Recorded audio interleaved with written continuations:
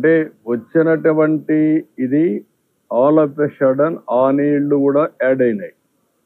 బుడమేరు ఎప్పుడు ఇంపల్సివ్గా వస్తుంది. వచ్చినప్పుడు ఆ నీళ్లు చేరే కొందికి అంత మునుపు కొన్ని ప్రాంతాల్లో నీళ్లు వస్తాయని ఎక్స్పెక్ట్ చేశారు.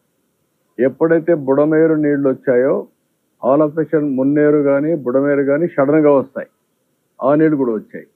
ప్లస్ ఇక్కడ వచ్చే నీళ్లు వచ్చాయి, ఆ నీళ్లు వచ్చాయి, రెండు ఎదురు తగిలే కొందికి ప్రమాదం ఇంకా ఎక్కువ అయిపోయింది. ఆ బ్రీచెస్ కూడా ఉన్నాయని ఎవరికి తెలియదు. అడ్మినిస్ట్రేషన్ కూడా కొత్తగా వచ్చిన 80 రోజుల్లో ఎక్కడెక్కడ బ్రీచెస్ ఉన్నాయి వాళ్ళు చూసుకోలేదు. ముందు పెట్టిన వాళ్ళు కూడా ఎక్కడ పట్టించుకోలేదు. అన్నీ కలిపే కొందికి ఈ ప్రమాదం వచ్చే పరిస్థితి వచ్చింది. ఆ అవుట్లెట్ కూడా 4000 క్యూసెక్స్కే ఉంది. అక్కడ అల్టిమేట్ గా ఉండే అవుట్లెట్ 4000 క్యూసెక్స్ ఉంది. ఇక్కడ 10,000 వచ్చే కొందుకు ఆ నీళ్లు అక్కడ కూడా పోయే పరిస్థితి లేదు. ఆ సమస్యలు కూడా వచ్చాయి. ఇప్పుడు ఆర్ఆర్పేటలో అదే పరిస్థితి ఉంది, మిల్క్ ప్రాజెక్ట్లో అదే పరిస్థితి ఉంది, ప్లస్ ప్రకాశం రాజు డౌన్ స్ట్రీమ్ లో కూడా ఇప్పుడు మొత్తం కూడా ముంపు అవుతుంది. అప్ స్ట్రీమ్ మీరు ఇందాక అన్నట్టు ప్రేమపట్నం కానీ కొత్తపూడి కానీ కర్రీ కానీ మొత్తం కూడా ఇప్పుడు అన్ని జలదిక్కున్నాయి. అన్నింటి మీద అందుకనే వాట్ ఐఎమ్ సేయింగ్, నేను అందుకనే ఒక్క ప్రాంతమే కాకుండా సింగ్ నగర్ కు ప్రారంభమైంది. అక్కడి నుంచి ఇప్పుడు కూడా నీళ్లు పెరుగుతున్నాయి. పెరిగినప్పుడు వల్నరబుల్ ప్లేసెస్ ఎక్కడైతే ఉన్నాయో అవంతా కూడా మీరు చెప్పినట్టు కృష్ణలంక, ఇబ్రహీంపట్నం ఇలాంటి ప్రాంతాలు కూడా వచ్చే ప్రమాదం ఉంది. వచ్చాయి. ఇది ఇంకా రాత్రికి రేపటికి పెరిగే ప్రమాదం ఉంది. అన్నీ కూడా అందుకనే వార్ ఫుటింగ్ లో సర్వశక్తులు వడ్డీ ఏమేం చేయాలో చేయడం కోసం ప్రయత్నం చేస్తున్నాం. అన్ని చర్యలు తీసుకుంటాం.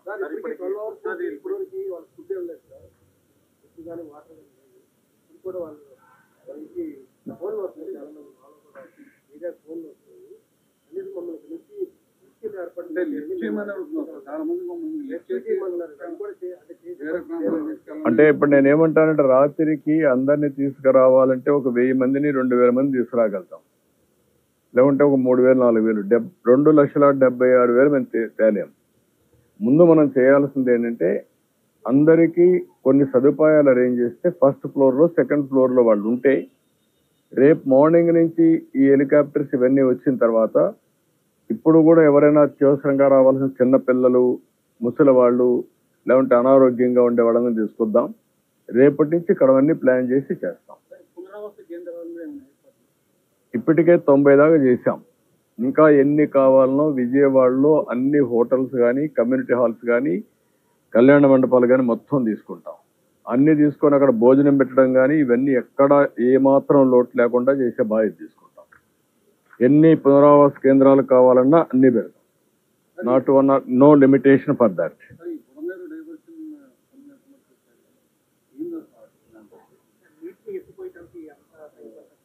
మరి ఇప్పుడు ప్రస్తుతానికి బుడమేరు ఆ బ్రీచెస్ క్లోజ్ చేయడానికి కూడా రాత్రి లైట్లు పెట్టి అక్కడ వర్క్ కూడా స్టార్ట్ చేశాం. జనరేటర్ పెట్టాం, లైట్లు పెట్టాం. అవి ఆ బ్రీచ్ని ఏ విధంగా క్లోజ్ చేయాలనో రోడ్ అవన్నీ యాక్సెస్ పెట్టి అవన్నీ చేయడం కోసం ప్రయత్నం చేస్తున్నాం. అది కూడా క్లారిటీ వస్తుంది. ఒక పక్క బుడమేరుని బ్రీచ్ క్లోజ్ చేయడం, పైన నుంచి వచ్చే వాటరు ఇంకొన్ని ప్రాంతాలకు స్ప్రెడ్ అయింది. ఇప్పుడు ఈ నీళ్లు బ్యాక్ కొట్టే కొందికి ఇబ్రహీంపట్నంకి వెళ్ళాయి.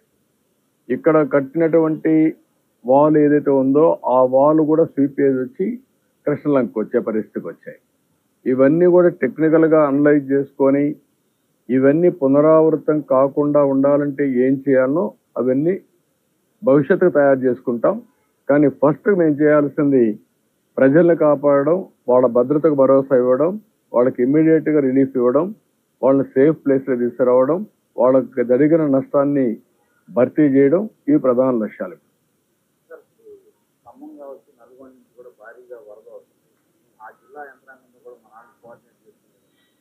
అంటే మనకి ఎక్కడికక్కడ నీళ్లు ఎంత వస్తున్నాయో వచ్చేస్తున్నాయి.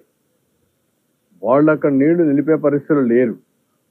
ఎక్కడైతే వర్షం పడిందో ఆ వర్షం అంతా మున్నేరుకు వస్తుంది, లేకపోతే ఇక్కడికి వచ్చే కొందికి బుడమేరుకు వచ్చేస్తుంది. అవన్నీ వచ్చేస్తాయి.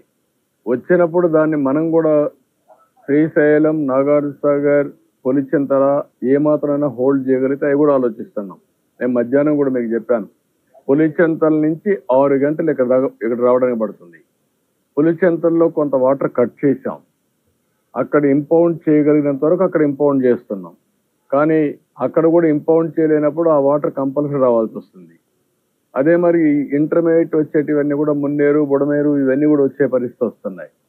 ఇవన్నీ రాత్రికి మాకు క్లారిటీ వస్తుంది.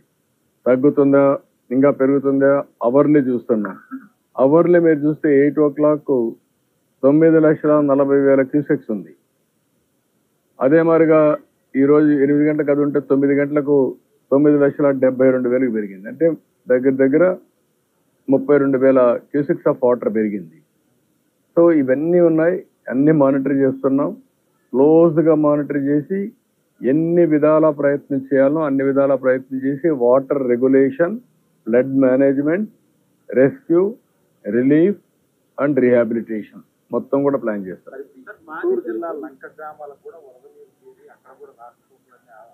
ఉన్నాయి, ఆ ప్రాబ్లమ్స్ కూడా వస్తున్నాయి. దానికి కూడా అందుకే రేపు హెలికాప్టర్స్ అన్ని వస్తే ఎక్కడెక్కడ అవసరమో డిప్లాయ్ చేసుకుంటాం. వాళ్ళకు కూడా ఏమేం చేయాలి అన్ని వర్కౌట్ చేస్తాం.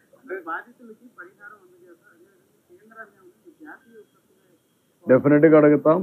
రేపు ఎన్ని అయిన తర్వాత ఫస్ట్ వాళ్ళకి ఇన్ఫర్మేషన్ ఇచ్చాం, ఒక లెటర్ పంపిస్తాం. జాతీయ విపత్తుగా డిక్లేర్ చేసి రాష్ట్రాన్ని ఆదుకోమని కూడా కోరుతాం. అది రేపు పంపిస్తాం.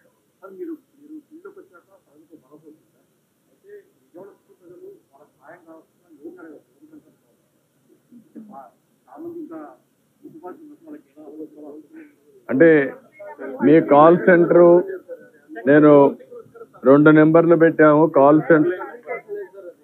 అదేమ్మా ఇప్పుడే ఇస్తాను ఆ నెంబరు.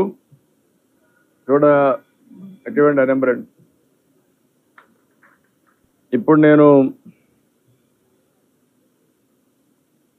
కమాండ్ కంట్రోల్ నెంబర్ 112 లేకపోతే 107 ఈ నెంబర్కి కాల్ చేయండి. 112-107 ఇక్కడ నెంబర్ ఆఫ్ కాలర్స్ని పెట్టాం, నెంబర్ ఆఫ్ లైన్స్ పెట్టాం. ఇక్కడ ముందు ఇచ్చిన నెంబరు ఓన్లీ 1 నెంబర్ ఉంది, ఇది కలెక్టరేటివ్. ఇది కంట్రోల్ రూమ్ పెట్టి అక్కడ ఎవరు చేసినా అవన్నీ కన్సాలిడేట్ అవుతాయి. నేను కూడా అందరికి IVRS ఇస్తాను. నా పేరుతో ఇది అవుతాను, ఒక IVRS తీసి నేను కూడా పంపిస్తున్నా. వాళ్ళు ఇచ్చిన ఫీడ్బ్యాక్ తీసుకుంటా, రెగ్యులర్గా వాళ్ళతో టచ్లో ఉంటా, మీ ద్వారా కూడా తెలియజేస్తా. ఎప్పటికప్పుడు వాళ్ళ ఫీడ్బ్యాక్ కూడా తెలుసుకొని అవసరమైతే మళ్ళీ నాకు కృష్ణలంక ఆ ప్రాంతం కూడా తెప్పించుకుంటాను, ఇబ్రహీంపట్నం తెప్పించుకుంటాను. కాంప్రహెన్సివ్గా ఒక హ్యూమన్లీ ఏమేం పాసిబిలిటీ ఉంటే అన్నీ చేస్తాం. నో క్వశ్చన్ ఆఫ్ కాంప్రమైజ్, ఎక్కడ రాజీ పడే పరిస్థితి లేదు. ఈ అవసరమైతే 3-4 రోజులు మేలుకుంటాం, రాత్రి మగుళ్ళు పనిచేస్తాం. ప్రతి ఒక్కరికి న్యాయం జరిగిన తర్వాత ఇక్కడి నుంచి బయలుదేరాం. ఇప్పుడే వెళ్తాను. ఇది మీ అయినాక మళ్ళా ఆఫీసర్లందరినీ, మా సెక్రటరియట్ లో ఉండే సీనియర్ ఆఫీసర్స్ అందరినీ రమ్మన్నా. ఆల్ IAS ఆఫీసర్స్, సెక్రటరీస్ అందరూ, సీనియర్ సెక్రటరీస్ కూడా ఒక్కొక్క సచివాలయం తీసుకుని మానిటర్ చేస్తాం. మేమేదో పెత్తనం చేయడానికి లేదు, మేము ప్రజలకు సేవకులుగా ఉంటాం. వాళ్ళకు న్యాయం జరిగే వరకు ఇక్కడే ఉంటాం. లాస్ట్ టైం కూడా నేను హరికేన్ తుఫాన్ వచ్చినప్పుడు రాజమండ్రిని RDO ఆఫీస్ని సెక్రటరీ చేసుకొని 10 రోజులు అక్కడే ఉన్నా నేను. అదే మరిగా విశాఖపట్నంలో కలెక్టరేట్ని సెక్రటరీగా చేసుకొని అక్కడే ఉన్నా.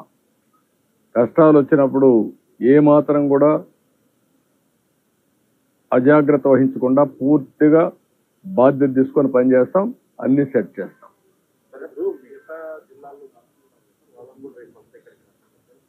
అవసరమైతే అక్కడ కూడా కొన్ని చిన్న చిన్న ప్రాబ్లమ్స్ ఉన్నాయి. ఎందుకంటే అన్ని దిక్కడా వర్షాలు పడ్డాయి. అవన్నీ చూసుకొని ఫ్రీగా ఉండే మంత్రులను రమ్మంటాం, వాళ్ళు కూడా సూపర్వైజ్ చేయండి. అంటే శ్రీశైలం, జూరాల అవి కొంత ఆల్మట్టి అవి కొంత తగ్గాయి. అయితే శ్రీశైలం నుంచి నాగార్జున సాగర్కి వచ్చేవి కూడా తగ్గుతున్నాయి.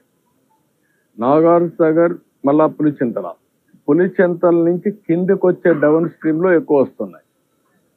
అక్కడే మనకి ప్రాబ్లం. మున్నేరు, బుడమేరు, లేకుంటే వైరా, అక్కడ ఇంకొక ప్రాజెక్ట్ కూడా ఉంది, కట్లేరు, అవన్నీ ఉన్నాయి. ఇవి ఎక్కువ వచ్చాయి. అది కూడా నిన్న పడిన వర్షం శ్రీకాకుళంలో, కళింగపట్నంలో క్రాస్ అయినా అక్కడ వర్షం పడకుండా నేరుగా డైరెక్షన్ మొత్తం నల్గొండ, ఖమ్మానికి వెళ్ళిపోయింది. అక్కడ పడిన వర్షపు నీరుని ఇక్కడికి వచ్చాయి. మళ్ళా మొన్నే అతలాకుతలం చేసింది గుంటూరు, కృష్ణా జిల్లాని. ఇప్పుడు అదనంగా పైన పడ్డాయి. అప్పుడు మొత్తం ఈ యొక్క క్యాచ్మెంట్ ఏరియాలో ఈ ప్రాంతంలో పడి మొత్తం దెబ్బతిన్నాం. పైన పడే కొందికి ఆ నీళ్ళు కూడా కిందికి వచ్చాయి. 2 విధాలు. అదే శ్రీకాకుళంలో వర్షం పడి ఉంటే ఇంత ప్రమాదం వచ్చేది కాదేమో. అక్కడ గాలి లేదు, వర్షం లేదు. ఓసారి డెస్టినీ కొన్ని ఇబ్బందులు వస్తాయి. ఆ ఇబ్బందులు సమర్థవంతంగా ఎదుర్కోవడం తప్ప వేరే మార్గం లేదు. ఏం చేయాలో అన్ని చర్యలు చేస్తాం. Will act it. ఇంకోటి ఈ ప్రజలు ప్యానిక్ సిచ్యువేషన్ ఉంది. రేపు అంటే అమావాస్య కారణంగా పంపుతూ ఈ వాటర్ రిసీవ్ చేసుకోగా ఎదుగుతుంది అవకాశం ఉంది. ముందు ఫ్యూచర్లో కూడా మళ్ళీ ఎవరి దగ్గర మళ్ళీ ఎదుగుతుంది అవకాశం ఉంది. దాంతో నందిగామ అంటే నందిగామకు సంబంధం లే కదా. అది మరి ముందే మొత్తం హైవే మీదకి వచ్చేసి ఒకవేళ వచ్చినా కూడా సముద్రం నుంచి కిందికి వస్తే ప్రకాశం బ్యారేజ్ కిందన కదా ఇవన్నీ. ఇంకా వస్తే ప్రాబ్లం వచ్చేది ఈ పక్క వస్తుంది, పైన రాదు. ఏది ఏమైనా ఒక ప్రాంతంలో వస్తుంది, ఒక ప్రాంతంలో రాదనకుండా ప్రాబ్లమ్స్ ఉంటాయి, సమస్యలు ఉంటాయి. ఆ సమస్యలను అధిగమించడానికి ఏమేం చేయాలో అన్ని చేద్దాం.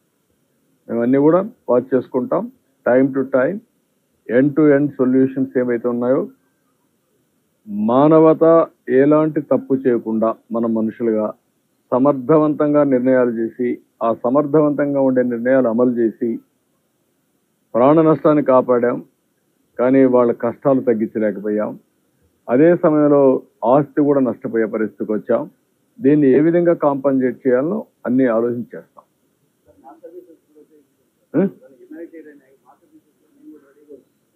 అందరం కలిసి చేయాల్సిన అవసరం ఉంది. ఇప్పుడు ఒకరి మీద ఒకరు ఇది చేసుకోవడం కాదు. ప్రజలను కూడా అప్పీల్ చేస్తున్నా, దయచేసి అర్థం చేసుకోండి. ఇది ఒక విధంగా మేము వచ్చిన 80 రోజుల్లో ఇది రావడం అనేది మొన్నటి వరకు ఆనందపడ్డాం. వర్షాలు బాగుపడ్డాయి, కరువు తగ్గుతుందని, రిజర్వాయర్స్ అన్ని బాగా ఫుల్ అయ్యాయని. అదే సమయంలో ఈ కష్టం కూడా తెచ్చిపెట్టింది. ఏది ఏమైనా అన్ని విధాల ప్రయత్నం చేస్తాం. అందరి సహకారం తీసుకుంటాం. మీరు కూడా ప్రజలకు ఎప్పటికప్పుడు తెలియజేయండి. మనం ప్రభుత్వం చేసే పనులన్నీ ప్రతి ఒక్కరికి చివరనున్న ప్రతి ఒక్కరికి వాళ్ళ కష్టం తగ్గించి, బాధలు తగ్గించి సహాయం చేయడం మా ఆలోచన చేస్తాం. Thank you. నేను రాత్రికి ఇక్కడ ఉంటా, మళ్ళా వెళ్తా. మీకు ఏదైనా ఉంటే టైం టు టైం మేము బులెటిన్ రిలీజ్ చేస్తాం. అవర్లీ బేసిస్ ఎంత వాటర్ వస్తుందో అవి కూడా రిలీజ్ చేస్తాం. అదే సమయంలో ఏమేమి రిలీఫ్లు చేస్తున్నాం, ఏమేమి డెవలప్మెంట్ అన్నీ చేస్తాం. మీకు ఒకటే దీనికి సమాధానం, పెద్ద ఎత్తున సహాయ కార్యక్రమాలు చేయాలి. అదొకటే మార్గం. రెండోది, ఎంతమందిని వీలైతే తీసుకొచ్చి ఏదో రీహాబిలిటేషన్ సెంటర్లో పెట్టి క్యాంపులు పెట్టి అన్ని విజయవాడలో ఎన్ని ఫంక్షన్ హాల్స్ ఉంటే అన్ని పెడదాం. అవసరమైతే హోటల్స్ కూడా తీసుకోమని చెప్పాను మా వాళ్ళకి. ఏమి కొంపలేం కోల్పోవు, హోటల్ కూడా తీసుకుందాం, అన్ని దిక్కలా పెడదాం. ప్రజల కంటే మించింది ఏం లేదు. అన్ని కూడా తీసుకుంటాం. అన్ని తీసుకొని అన్ని చర్యలు తీసుకుంటాం. Thank you.